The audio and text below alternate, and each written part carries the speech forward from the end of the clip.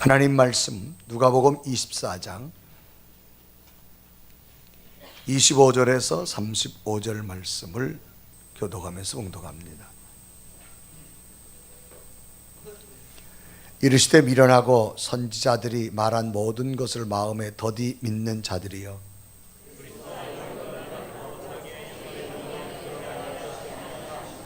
이에 모세와 모든 선지자의 글로 시작하여 모든 성경에 쓴 바 자기에 관한 것을 자세히 설명하시니라.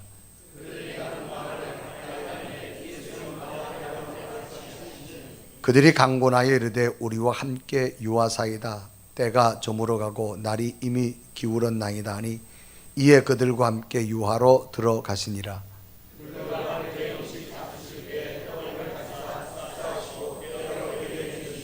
그들의 눈이 밝아져 그인 줄 알아보더니 예수는 그들에게 보이지 아니하시는지라.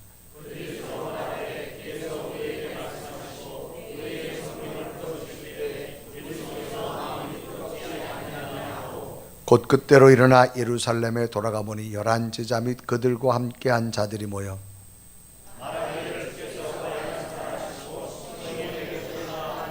두 사람도 길에서 된 일과 예수께서 떡을 떼심으로 자기들에게 알려지신 것을 말하더라.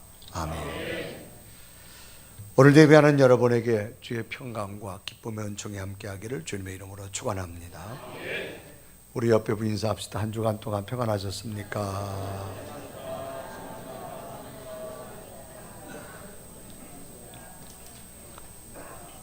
삶의 모든 것에는 기초라고 하는 것이 있습니다. 이 기초란 말은 사물이나 일 따위의 기본이 되는 토대를 기초라 그렇게 말합니다. 사물이나 일 따위의 기본이 되는 토대.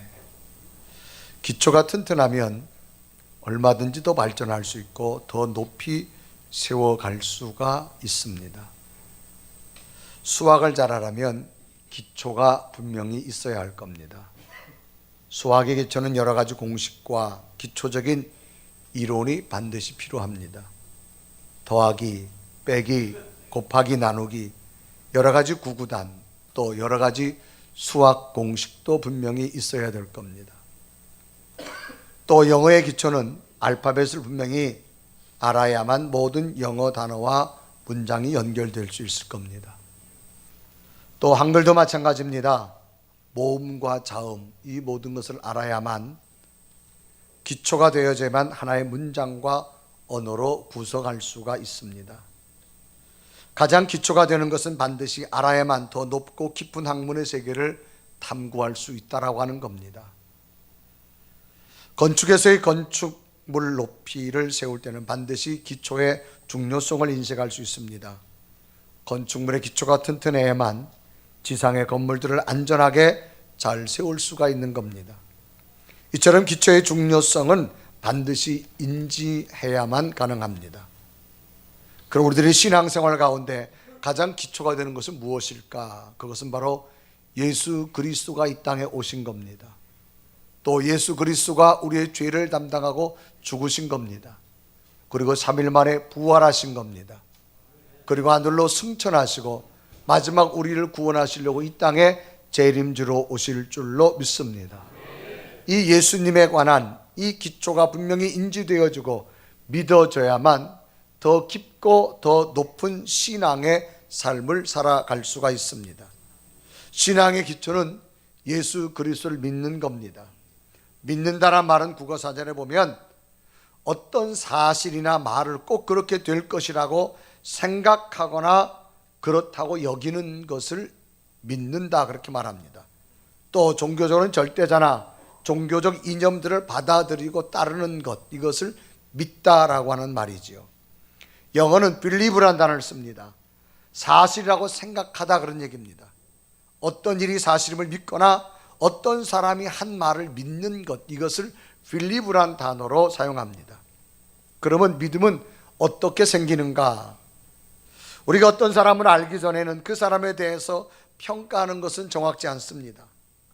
그 사람은 믿을 수 있다, 혹은 그 사람은 믿을 수 없다 말할 수가 없습니다.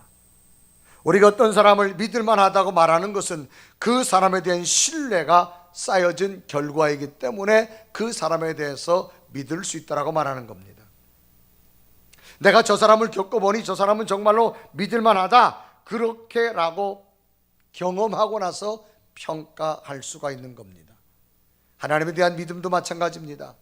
우리가 하나님을 아는 것과 그 하나님을 체험함으로 하나님을 향한 믿음이 생겨나는 겁니다. 그럼 믿음은 어떻게 생기는가? 첫째는 하나님에 대해서 들으면서 알아가는 겁니다. 성경은 믿음은 들으면서 난다로 기록합니다. 우리 하나님을 아직 잘 모릅니다. 그러니까 하나님에 대해서 들으면서 우리는 하나님을 알아가는 겁니다. 그래서 로마서 10장 17절은 기록하죠. 그러므로 믿음은 들음에서 나며 들음은 그리스도의 말씀으로 말미암느니라. 하나님의 말씀을 들음으로 하나님에 대해서 어떤 것을 알면서 믿음이 생겨지는 겁니다. 모르는 사실에 대해 듣고 읽음으로 알아가면서 믿음이 생기는 것. 또 하나는 이제 이론적인 사실을 아는 것을 뛰어넘어서 내가 직접 체험해 보는 겁니다. 이 체험이란 말은 자신이 몸소 겪는 걸 말합니다. 유사한 단어로 경험하다라고 말할 수 있습니다. 하나님에 대해서 이론적 사실을 넘어서 그 하나님에 대해 직접적으로 만남의 영적 체험을 내 속에 일어난다면 더 강력하고도 분명한 확신 있는 믿음이 되어질 수 있음을 말합니다. 가령 기도에 대해서 우리가 이야기할 수 있습니다. 기도, 우리가 하나님께 소원이나 우리의 바람을 구하는 것이다, 그런 막연함보다는 우리가 하나님 앞에 소원이나 바람을 구했는데 정말로 하나님께서 내가 구한 대로 내게 허락해 주셨다라고 하는 것을 현실적으로 체험한 사람은 기도에 관해서 분명한 확신을 갖게 되어집니다. 막연한 기도가 아니다라는 겁니다. 왜? 내가 그 이론을 넘어서 경험해 보았기 때문입니다. 이처럼 믿음이란 사실은 믿음을 가진 사람에게는 강력한 힘으로 나타나게 되어집니다. 오늘 성경 본문은 예수님의 제자 가운데 예수님의 죽음과 부활을 믿지 못하여서 자신이 믿는 예수님에 대해서 이제 실망하고 다시금 옛 광으로 돌아가는 두 제자의 모습을 기록합니다. 예수님께 십자가에 돌아가시자 이 제자들이 실망합니다. 이제 예루살렘에서 엠마오라는 작은 동네로 내려가는 두 명의 제자가 있습니다. 이 두 사람은 예수님의 죽으심을 보고 자신들조차도 죽을 것이 두려워 이제 옛 자기들이 살던 엠마오로 도망가고 있습니다. 가는 길에 우연히 동행이 생겼습니다. 근데 그분과 대화를 하기 시작합니다. 그래서 이 제자들은 말합니다. 예수님은 아무 힘없이 돌아가신 분이라고 말합니다. 그래서 우리는 지금 슬퍼하고 있다라고 말하죠. 오늘 누가복음 24장 15절에 17절 기록합니다. 그들이 서로 이야기하며 문의할 때 예수께서 가까이 이르러 그들과 동행하시나 그들의 눈이 가리어져 그인 줄 알아보지 못하거늘 예수께서 이르시되 너희가 길 가면서 서로 주고받고 하는 이야기가 무엇이냐 하시니 두 사람이 슬픈 빛을 띠고 머물러 서더라 그랬습니다. 예수님에 관한 이야기를 하는데 예수님이 아무 힘없는 분이라는 겁니다. 그래서 자기들이 이제 예수님 죽으심에 실망해서 지금 고향으로 돌아가고 있을 만합니다. 그런데 함께 동행 주고 있던 한 분이 성경을 풀어주면서 얘기합니다. 정말 예수님이 힘없이 죽은 분이 아니라는 겁니다. 만인의 죄를 담당하시기 위해서 죽으셨다는 사실을 이 실망한 두 제자에게 동행하며 말씀하는 겁니다. 이 이야기를 들은 제자들은 너무 감동적이었고 이 이야기를 들려준 그분이 너무나 고마웠습니다. 그래서 날도 저물고 해서 자기들이 기거하는 곳에 함께 초대를 해서 그곳에서 식사를 하자고 합니다. 그래서 함께 식사를 하게 되었는데 그분이 갑자기 이 두 제자를 나가서 축사를 하기 시작합니다. 그런데 그 축사의 기도가 끝나자마자 놀랍게도 이 두 제자의 눈이 새롭게 떠지는 겁니다. 자기들과 함께 식사 자리에 있는 이분이 다른 분이 아니라 부활하신 예수님이란 사실을 그들은 알게 되어집니다. 그래 누가복음 24장 30절과 31절에 이르고 갑니다. 그들과 함께 음식 잡수실 때 떡을 가지사 축사하시고 떼어 그들에게 주시니 그들의 눈이 밝아져 그인 줄 알아보더니 예수는 그들에게 보이지 아니하시는지라. 조금 전까지 몰랐어요. 예수님이 음식을 드시기 전에 저들에게서 축사를 합니다. 이 축사란 말은 율로개어란 말입니다. 찬양하다, 축복하다, 복을 주다, 그런 의미를 가지고 있습니다.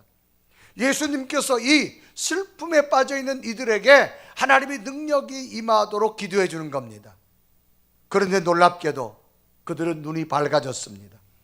그들 앞에 부활하신 주님이 보여진 줄로 믿습니다. 그래, 두 명의 제자들은 곧 그 시로 일어나서 예루살렘으로 다시 돌아가서 자기들과 함께 모였던 제자들에게 자신이 만났던 주님의 부활을 아주 힘있게 증거하게 되어집니다. 그래, 오늘 보면 33절과 33절을 기록하죠. 곧 그때로 일어나 예루살렘에 돌아가 보니 11 제자 및 그들과 함께한 자들이 모여 있어 말하기를 주께서 과연 살아나시고 시몬에게 보이셨다는지라 그럽니다. 오늘 예배하는 여러분, 오늘 우리들도 예수 그리스도를 믿으면서 오늘 나 자신은 예수 내에서 얼마만큼의 분명한 믿음의 확신을 가지고 있는가라고 하는 사실을 우리 한번 스스로 질문해 볼 필요가 있습니다. 우리들의 영적인 죄에 대해서 얼마나 우리는 예수 그리스도로 말미암아 씻어지는 분명한 확신을 가지고 있는가? 주님의 부활로 앞으로 우리들에게 주실 영원한 부활이 내게도 일어남을 나는 얼마나 믿고 있는가? 예수님은 지금도 살아계셔서 우리의 기도를 들으시고 우리의 삶 속에 능력을 행하시고 계신다고 하는 사실을 얼마나 내가 믿고 있는가? 예수님은 하나님의 아들로서 이 땅에 오셔서 나를 구원해 주시니라는 사실을, 분명한 확신을 얼마나 가지고 있는가? 이런 주님에 대한 사실은 그냥 기록된 글을 읽고 듣는 사실만큼을 넘어서 이제는 내 마음속에 이 부활의 주님을 영적으로 만남을 통하여서 분명히 믿어지는 더 큰 은혜가 있어야 될 줄로 믿습니다. 예수님의 죽으심으로 숲을 만나 고향으로 돌아가는 제자들에게 찾아가셔서 이야기를 들려주신 주님께서 오늘 우리 모두에게도 찾아오셔서 우리를 만나주시고 우리에게 보여주셔서 분명히 살아계신 예수 그리스도를 믿고 또 믿어서 오늘 우리에게 분명한 예수 그리스도의 능력이 임하기를 원하실 줄로 믿습니다. 그럼 예수 그리스도를 만남으로 어떤 일들이 일어나는가를 성경을 통해 보면서 오늘도 말씀 가운데 찾아오시는 이 살아계신 예수 그리스도의 능력이 여러분에게 임하기를 축원합니다. 그럼 예수님에 대한 이 분명한 믿음이 생기면 어떤 현상이 나타날까? 첫째는 하나님의 말씀이 들려오기 시작합니다. 즉 말씀이 귀에 들려온다 이렇게 말할 수 있습니다. 사람에게서 듣는다라고 하는 사실은 매우 중요한 정보 인식 중에 하나입니다. 사람은 5개의 감각기관을 통해 새로운 정보를 습득하게 되어지지요. 눈으로 보고 또 귀로 듣고 손으로 만지고 혀끝으로 맛보고 코로 냄새를 맡음으로 어떤 외부의 정보를 인식하게 되어집니다. 자, 제가 여기 있습니다. 컵이 있습니다. 이 컵을 들면서 만지면서 여러분 이건 물컵입니다 라고 말을 할 때 제가 지금 눈으로 보고 있습니다. 제가 지금 손으로 만지고 컵이라는 물체를 제가 인식합니다. 그러게 사람은 눈에 보이지 않는 하나님에 대해서 알 수 있는 방법 중에 하나는 하나님의 말씀을 듣는다라고 하는 사실입니다. 우리가 하나님을 전혀 몰라요. 그 하나님을 우리가 들으면서 알아가는 겁니다. 그 하나님 말씀을 계속적으로 들음으로써 그 하나님에 대해서 알 수 있는 겁니다. 그래, 믿음은 들음에서 먼저 수반되어져야 됨을 성경은 기록합니다. 로마서 10장 17절은 기록하죠. 그러므로 믿음은 들음에서 나며 들음은 그리스도의 말씀으로 말미암느니라. 오늘 성경 본문의 두 제자는 엠마오로 내려가는 길에 지금 직접 부활하신 예수님을 대면하고 있습니다. 예수님과 동행하고 있고 예수님과 대화하고 있고 직접 예수님을 바라보고 있습니다. 그런데도 이들은 정작 예수님을 알아보지 못하고 있습니다. 지금 자신들과 이야기하고 있는 분이 예수님인지 모르고 있다고 하는 사실입니다. 예수님이 왜 이 땅에 오셨는지, 무엇하러 오셨는지, 예수님이 무엇을 원하시는지 전혀 모르고 있습니다. 참으로 안타까운 일이 아닐 수 없습니다. 왜 이들은 함께 동행하는 예수 그리스도를 대화하면서도 모르고 있을까요? 라는 겁니다. 그것은 말씀의 귀가 열려 있지 않기 때문입니다. 예수님께서는 자신에 관하여 자세히 설명하였음에도 이 두 제자는 예수님의 말씀의 뜻을 전혀 알지 못합니다. 그래 오늘 성경은 이렇게 기록하지요. 누가복음 14장 27절에 기록합니다. 이에 모세와 모든 선지자의 글로 시작하여 모든 성경에 쓴 바 자기에 관한 것은 자세히 설명했다.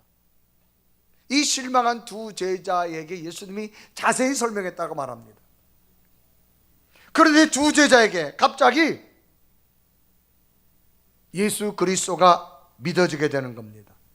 그래서 놀랍게도 예수님께 자기의 말씀한 모든 것들이 들려질 때 예수님이 믿어졌다는 사실입니다. 그래서 31절에 이렇게 하죠. 그들이 서로 말하되 길에서 우리에게 말씀하신 우리에게 성경을 풀어주실 때 우리 속에 말씀이 뜨겁지 아니하더냐? 예수님께서 길에 동행하면서 예수님이 아무리 말씀해도 저들이 몰랐어요. 그런데 예수님께서 저들을 향해서 축복기도 해준 다음에 저들이 눈이 열리고 나니까 그제서야 이분이 말씀했을 때 우리가 뜨겁지 않더냐? 그때야 예수 그리스도를 말씀을 통해서 알게 되어졌다는 사실입니다. 어느 순간 예수님의 부활 모습이 자신에게 보여지기 시작하고 믿어지는 순간 자신들의 말씀하셨던 모든 것들이 또 새롭게 저들에게 생각나기 시작하는 겁니다. 하나님의 말씀은 영적인 말씀이기에 하나님과 영이 통하고 연결된 자에게만 하나님의 말씀으로 들려옵니다. 우리들이 쓰는 언어 가운데 이런 말이 있습니다. 은혜 받았습니다 라는 말을 씁니다. 은혜 받았습니다. 은혜란 말은 영어로 그레이스란 말입니다. 그 백성에 대한 하나님의 값없이 주는 사랑. 그러니까 내가 예배 가운데 내가 하나님의 사랑이 내게 임했구나. 그럼 하나님의 사랑이 임하면 찾아오는 게 뭐냐? 기쁨입니다. 마음의 평화입니다. 하나님 내게 사랑이 임했구나. 이게 뭐냐? 그레이스, 은혜란 그런 말입니다. 또 하나는 헤세드란 말이야. 그런데 하나님이 내게 주신 것이 내가 공의로워 준 것이 아니라 값없이 내게 주신 거구나. 그래서 내가 지나간 한 주간도 살아가는 것이 하나님의 은혜였구나 라고 하는 것이 느껴지는 게 이게 은혜입니다. 그래 우리는 예배를 드리고 나면 은혜 받았습니다 그런 얘기입니다. 이 말은 하나님의 말씀이 하나님의 말씀으로 들려졌다는 겁니다. 그러니까 하나님 말씀을 듣다가 맞아, 지난 한 주간 살아간 것도 하나님의 도우심으로 살아왔구나. 오늘 그 하나님 말씀이 내 귀에 들려질 때 우리는 은혜 받았습니다 그런 표현을 씁니다. 그래서 들려진 하나님 말씀이 자신의 심령 속에 뜨거움도 주고 새로운 결단도 주고 새로운 믿음의 도전을 얻게 되어집니다. 그래서 우리들은 이 말씀으로 인해서 우리들의 심령 변화로 우리는 은혜 받았습니다 그런 단어를 씁니다. 세계 기독교 역사에 보면 1517년 독일에서 종교개혁이 일어납니다. 그 종교개혁을 일으킨 사람은 마르틴 루터입니다. 이 마르틴 루터는 로마 가톨릭 교회의 부패에 반기를 들었습니다. 그래서 독일에서 종교개혁을 일으키고 이 가톨릭 교회의 교리와 폐쇄성이 없어야 된다고 말합니다. 그리고 성경을 통한 직접적 하나님의 구원의 역사를 경험해야 됨을 주장합니다. 그래서 라틴어로 되었던 성경을 독일어로 번역을 해서 온 많은 대중들에게 성경을 보고한 사람이 이 1517년 종교개혁을 일으켰던 마르틴 루터입니다. 이 마르틴 루터는 원래 투사적인 사람이 아닙니다. 당대 최고의 구약학자였습니다. 그래서 성경을 연구하다가 성경을 읽다가 살아계신 하나님을 성경 속에서 만나게 됩니다. 예수님을 체험한 겁니다. 예수님을 인격적으로 살아계신 분을 만나게 됩니다. 그 후로 자신의 최대 역점은 성경을 번역하여 많은 사람들에게 읽히게 하자라는 겁니다. 왜 그런 건 당시는 평신도들은 성경을 가질 수 없었습니다.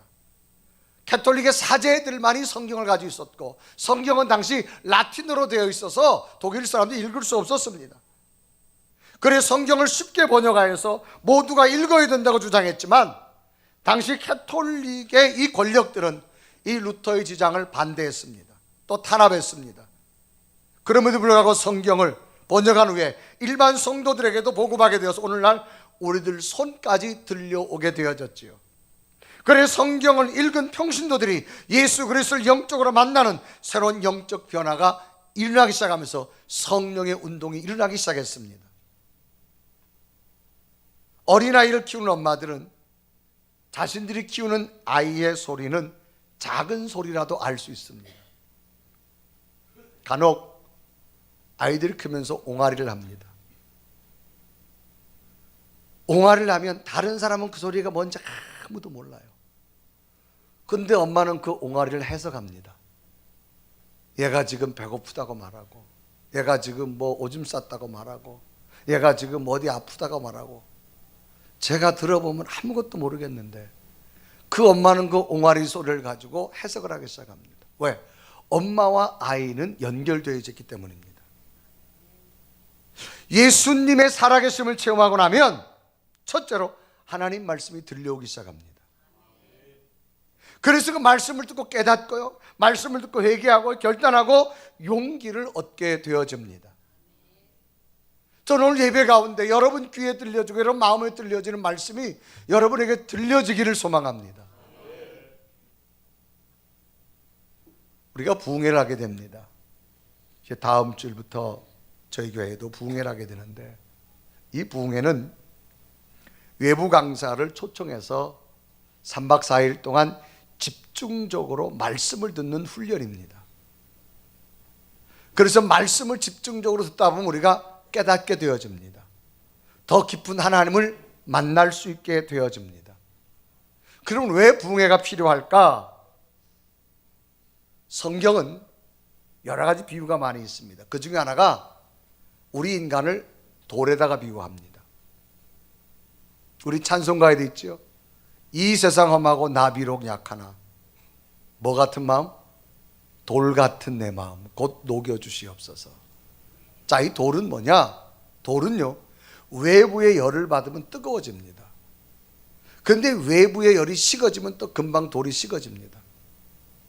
은혜 받을 때는 내가 믿음 생활 열심히 할 것 같은데 지나고 나면 또 식어요. 그래서 우리는 돌 같은 자입니다. 그런데 이 돌이 열을 뜨겁게 받고 나면 이 돌은 여기서 새로운 에너지를 만들기 시작합니다. 이 뜨거운 돌은 사람을 따뜻하게 만들 수도 있고요, 음식을 익힐 수도 있고요, 새로운 에너지를 만들어지는 것이 돌입니다. 그래서 우리의 심령은 돌 같아요. 여러분, 은혜 받을 때는 어떻게 해요? 맞아, 정말 내가 믿음으로 살아야지. 3일만 지나봐요, 싸늘하게 식어지는 돌 같은, 내가 언제 그런 고백을 했던가. 그래서 우리는 이 영적 말씀을 듣는 훈련이 필요한 겁니다. 그게 부흥회입니다. 그런데 부흥회를 하다 보면 두 가지의 성도 현상이 나타납니다. 어떤 현상이 나타나느냐? 어떤 분은요, 맞아, 그 말씀을 듣고 정말 내가 은혜 받았고 내가 용기를 얻고 새 힘을 얻고 하나님 앞에 한 걸음 다가서는 사람이 있습니다. 그런데 어떤 사람은 똑같은 설교를 듣고도요, 시험 드는 사람이 있어요. 넘어지는 사람이 있어요. 오히려 믿음이 퇴보하는 사람이 있습니다. 자, 이 무슨 차이일까? 하나님 말씀으로 들려오는 자와 사람의 소리로 들려오는 자의 차이입니다. 여러분, 하나님의 성전은 하나님의 말씀을 들으러 오는 곳입니다. 여러분 심령에 하나님의 음성이 들려줄 수 있는 여러분 되어지시길 바랍니다. 그래서 여러분, 우리가 지금 성경 쓰기를 하고 있는 겁니다. 평상시 성경은 안 읽은 사람도 이번에 한번 몇 장이라도 써가지고 내 일생에 한번 성경을 써보자, 그 말이에요. 그래서 여러분, 성경을 쓸 때 성경을 읽게 되어지는 겁니다. 여러분, 하나님 말씀이 하나님 말씀으로 들려올 수 있는 귀가 열려지시기를 바랍니다. 두 번째로 여러분, 예수 그리스도의 부활이 믿어지는 자는 영의 눈이 떠지기 시작합니다. 이 두 명의 제자들은 처음에는 같이 가는 동행자가 예수님을 알지 못합니다. 그래서 부활하신 주님을 자신들의 눈앞에 보면서도 슬퍼하며 속상했습니다. 성경은 저들의 얼굴을 슬픈 표정이었다고 말합니다. 오늘 누가복음 24장 17절에 이렇게 하죠. 예수께서 이르시되 너희가 길 가면서 서로 주고받고 하는 이야기가 무엇이냐 하시니 두 사람이 슬픈 빛을 띠고 머물러 서더라 그랬습니다. 슬픈 빛이라는 말은 우울한 슬픔을 뜻하는 형용사입니다. 자신의 죽음에 대한 깊은 시리에 빠져있는 모습으로 지금 슬픔에 있습니다. 그렇지만 자신들에게 말씀을 가르쳐 주신 그분이 너무 고마워서 자신들의 숙소로 강권하에 초대해서 정성을 다해 음식을 대접합니다. 그러자 그분은 떡을 들고 이 제자들 향해서 축사하십니다. 그리고 고개를 들었는데 그분이 바로 부활하신 예수님임을 이들이 알아보게 되어집니다. 오늘 보면 30절과 31절에 이렇게 하죠. 그들과 함께 음식 잡수실 때 떡을 가지사 축사하시고 떼어 그들에게 주시니 그들의 눈이 밝아져 그인 줄 알아보더니 예수는 그들에게 보이지 아니하는지라. 예수님께 저들에게 축사하셨다. 어떤 사물을 축복해 달라고 하나님 앞에 기도하는 겁니다. 여러분, 축복하는 기도 속에는 하나님의 강한 능력이 나타날 줄로 믿습니다. 누가복음 19장에 보면 예수님께서 갈릴리 호수 옆에 베스다 광야에서 복음을 증거합니다. 사람들이 얼마나 많이 모여드는지 몰라요. 말씀을 듣다가 시간 가는 줄 모릅니다. 날이 저물었어요. 먹을 것이 없어요. 주님께 제자들에게 너희들이 먹을 걸 주라고 말하지만 수천 명의 사람이 먹을 걸 줄 것이 없습니다. 불가능한 상황에 어린 소년 하나가 보리떡 5개, 물고기 2마리를 가지고 옵니다. 주님 손에 들려지지요. 그때 주님께서 축사하십니다. 그 어린아이 한 끼 식사, 보리떡 5개와 물고기 2마리를 향하여서 손을 넣고 축복 기도합니다. 그리고 띄워주라 그랬습니다. 놀랍게도 그 광야에 5,000명이나 먹고도 12강줄이 남는 기적의 역사가 임할 줄 믿습니다. 이처럼 축사 속에는 하나님의 강한 능력이 임할 줄로 믿습니다. 그래 누가복음 19장 16절 17절 말합니다. 예수께서 떡 5개와 물고기 2마리를 가지사 하늘로 축사하시고 떼어 제자들에게 주어 무리에게 나누어 주게 하시니 먹고 다 배불렀더라. 그 남은 조각을 12바구니에 거두니라. 예수님의 축복 기도는 새로운 기적과 능력을 나타나게 되어졌습니다. 결국 부활하신 예수님께서는 슬픔에 빠져있던 이 제자들 향해서 축복 기도해 주시게 되어지자 저들의 슬픔이 다 사라지고 예수님의 부활하심을 저들 두 눈으로 기쁨으로 목격하게 되어집니다. 성경은 제자들이 눈이 열려서 예수님을 알아보게 되었다고 기록합니다. 31절에 말하죠. 그들의 눈이 밝아져 그인 줄 알아보더니 그랬습니다. 제자 눈이 열리게 된 것은 자신들의 노력과 의지로 된 것이 아닙니다.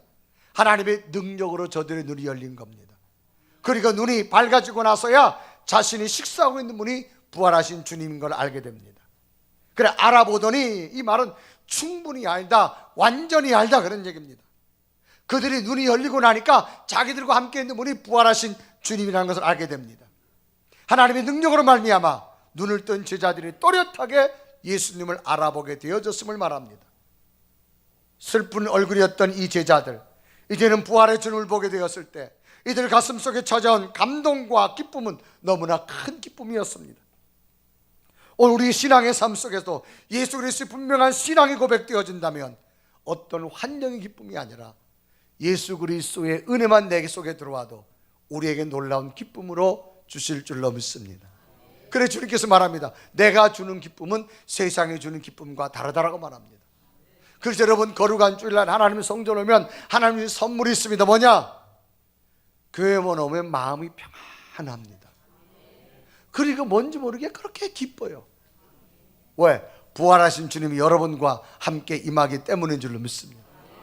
얼마나 마음이 평안한지 몰라요. 얼마나 마음이 기쁜지 몰라요. 그래서 교회 오시면 졸음이 그냥 습니다. 왜? 마음이 평안하니까.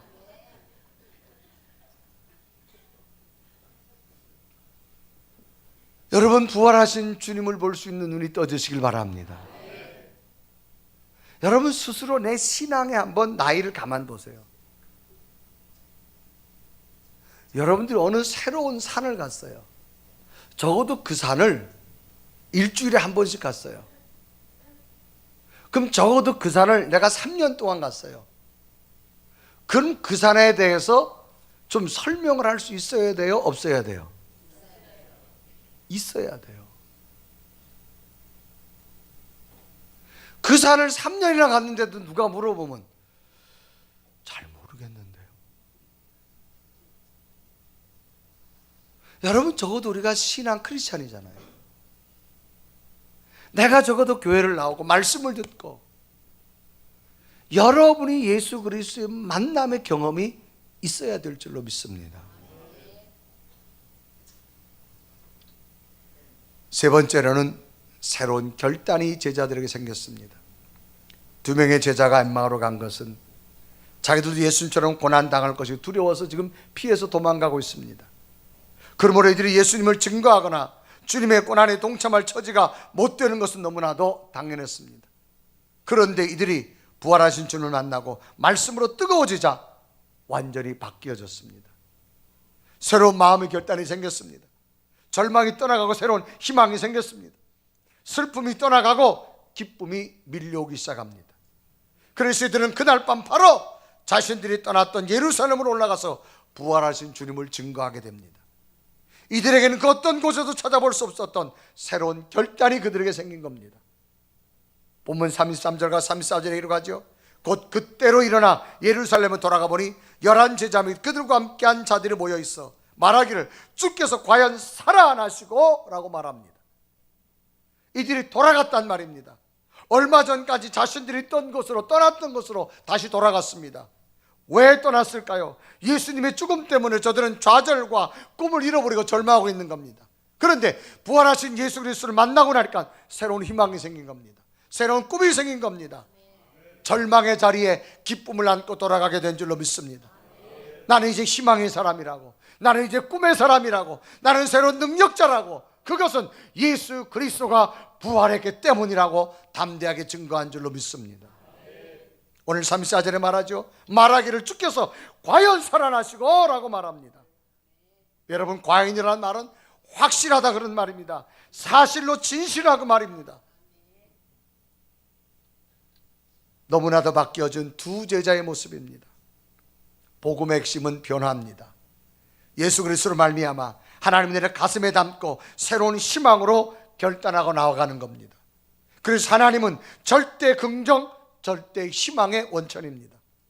오늘 하나님은 내 가슴에 담기 원하는 여러분, 하나님이 성전 오신 여러분, 하나님 때문에 절대 긍정과 절대 희망을 가지고 살아가시기를 바랍니다. 하나님의 살아계심으로 새로운 변화의 출발이 우리에게 있기 때문입니다. 열왕기상 19장에 보면 엘리야라는 선지자가 나옵니다. 엘리야 선지자가 있던 시대는 아합 왕 시대입니다. 아합 왕은 하나님을 떠나서 우상을 섬깁니다. 그 안에 이세벨과 더불어 당시 농경사회 신을 섬깁니다. 바알과 아세라는 신을 섬깁니다. 하나님이 선지자들을 다 죽이고 핍박합니다. 하나님을 떠납니다. 이런 과정에 엘리야가 아합 왕에게 가서 하나님께 돌아오라고 말하지만 아합 왕은 그렇지 않습니다. 결국은 하나님께서 진노하셔서 이스라엘 땅에 3년 6개월 동안 하늘이 닿는 대가뭄을 줍니다. 자, 사막성 기후에 그러지 않아도 강수량이 적은데 3년 6개월 동안 하늘이 닫혔다? 사람이 생존할 수 없습니다. 하늘을 완전히 닫아버렸습니다. 이때 엘리야가 왕을 찾아, 왕이여, 왕이 믿는 신이 정말 신인지, 내가 믿는 하나님이 정말 하나님인지 우리 갈멜 제단에가 내게 합시다. 그래 갈멜 제단에 올라가 가지고 하늘에 불을 내리기 시작을 합니다. 바알과 아세라 목상들이, 선지자들이 아무리 주문을 외워도 하늘에 불이 떨어지지 않습니다. 이제는 엘리야가 하나님 앞에 기도합니다. 하늘에 불이 내려와서 그 제단의 모든 재물을 태웁니다. 그리고 나서 어떤 역사가 나타나느냐? 3년 6개월 동안 닫혔던 하늘에 비가 내려온 줄로 믿습니다. 그래서 하나님의 승리를 보여주면서 이 엘리야가 바알과 또 아세라 선지자들 다 갖다 죽입니다. 왜? 그렇게 시합을 했기 때문에. 그런데 이 아합 왕의 아내 이세벨이 자기가 믿는 선지자를 엘리야가 죽였다는 소식을 듣고 군사를 동원해 가지고 엘리야를 죽이려고 합니다. 엘리야가 이제 도망갈 수밖에 없습니다. 도망가다 광야로 숨어 들어가죠. 그때 엘리야가 말합니다. 하나님, 이제 내가 살 수 있는 확률은 없습니다. 이세벨이 아합 왕이 군사를 동원해서 나를 죽이려고 합니다. 나는 이제 꼼짝없이 죽을 수밖에 없습니다. 이럴 때 하나님이 이 엘리야를 찾아와서 말합니다. 야 엘리야야, 네가 왜 여기 있느냐? 열왕기상 19장 9절에 말합니다.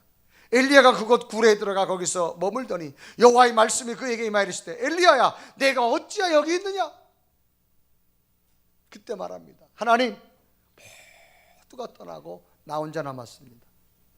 이제 아합 왕이 나를 죽이려고 합니다. 이제는 살 희망이 없고 내가 죽는 건 시간 문제입니다. 열왕기상 19장 10절에 이르가죠. 그가 대답하되 내가 만군 하나님 여호와를 열심히 유별하오나 이는 이스라엘 자손이 주의 언약을 버리고 주의 제단을 헐며 칼로 주의 선지자를 죽였으며 오직 나만 남았거늘 그들이 내 생명을 찾아 빼앗으려 하나이다 라고 말합니다. 이럴 때 하나님께서는 이 절망한 엘리야에게 말씀으로 찾아옵니다. 세미한 음성으로 엘리야에게 찾아옵니다. 열왕기상 19장 12절에 이르가죠. 또 지진의 불이 있으나 불 가운데도 여호와께서 계시지 아니하더니 불 위에 세미한 소리가 있느니라. 그 세미한 소리는 무슨 소리냐? 엘리야야, 네가 생각하는 것처럼 네 혼자 아니다. 아직도 바알에게 무릎 꿇지 않은 7,000명을 내가 준비해 놓았다는 하나님의 위대한 희망을 엘리야에게 선포합니다.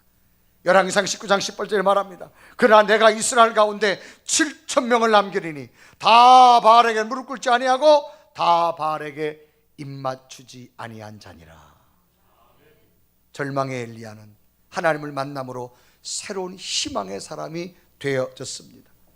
오늘 예배하는 여러분, 예배 가운데 말씀하시는 하나님의 세미한 음성을 들으시고 새로운 희망이 여러분에게 결단되어지시기를 바랍니다.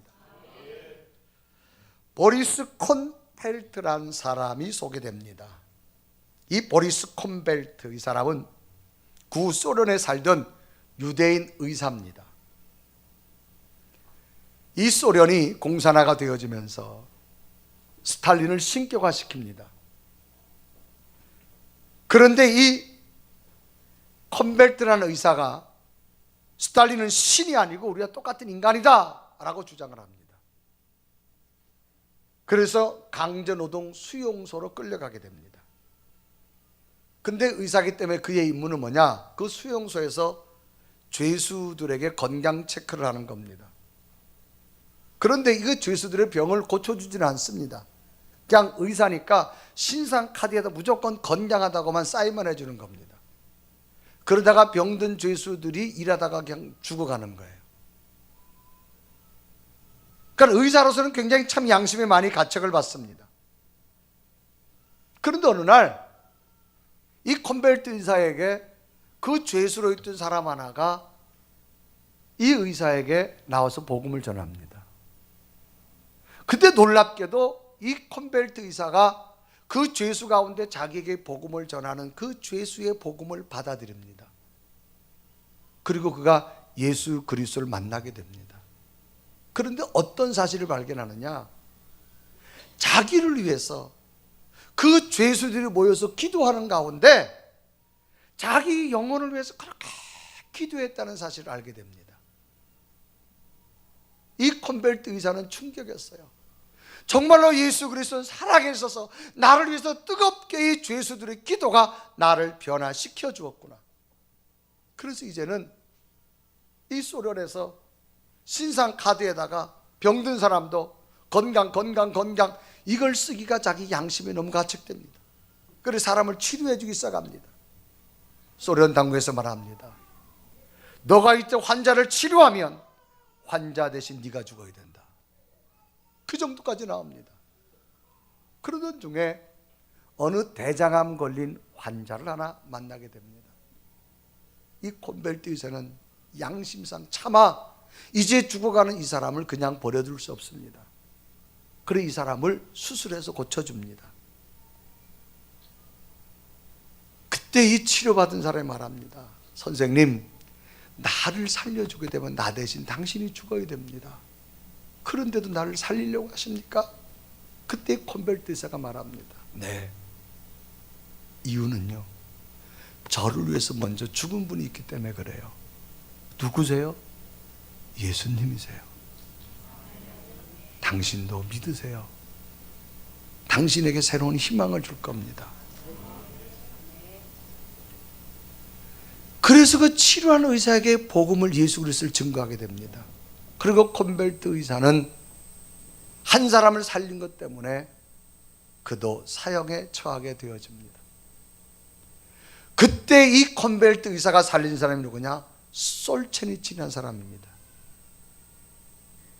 옛 소련의 인권 탄압을 주장하게 되어는 소련의 양심운동가가 되어져서 러시아의 소설가가 되어지지요.